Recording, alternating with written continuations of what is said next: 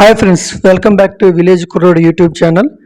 So ఈ వీడియోలో మన దగ్గర ఉన్న క్రెడిట్ కార్డ్ని ఫోన్పేకి లింకప్ చేసి యూపీఐ ట్రాన్సాక్షన్స్ ఎలా చేసుకోవాలనేది ఒకసారి అయితే చూద్దాం. సో ఇందుకోసం మన దగ్గర అయితే ఏ బ్యాంక్కి సంబంధించిన రూపీ క్రెడిట్ కార్డ్ అనేది మనకైతే కంపల్సరీగా అయితే ఉండాలి. లేట్ చేయకుండా వీడియోలోకి అయితే వెళ్ళిపోదాం. సో అంతకంటే ముందు ఇంకా ఎవరైతే మన ఛానల్ సబ్స్క్రైబ్ చేసుకోలేదో ప్లీజ్ సబ్స్క్రైబ్ టు పల్నాడు కుర్రోడ్ యూట్యూబ్ ఛానల్. మీ ఫ్రెండ్స్కి అయితే ఈ వీడియోని అయితే షేర్ చేయండి.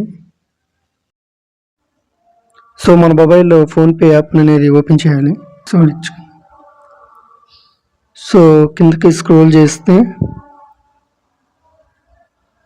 సో అక్కడైతే మనకు ఆప్షన్ కనిపిస్తుంది కదా, రూపీ ఆన్ యూపీఐ అని. సో ఆల్రెడీ నేను యాక్సిస్ రూపీ అనేది యాడ్ చేస్తున్నాను.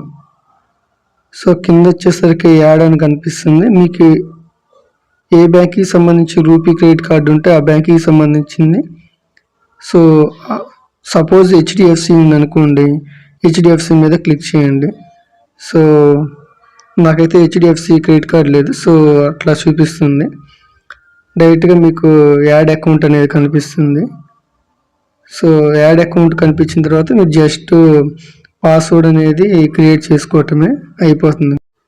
సో ఈ విధంగా మన క్రెడిట్ కార్డ్ని ఫోన్పేకి యాడ్ చేసుకున్న తర్వాత మనం ఏ షాప్కి వెళ్ళినా డైరెక్ట్గా యూపీఐ ట్రాన్సాక్షన్స్ అయితే మనం చేసుకోవచ్చు చాలా సింపుల్గా.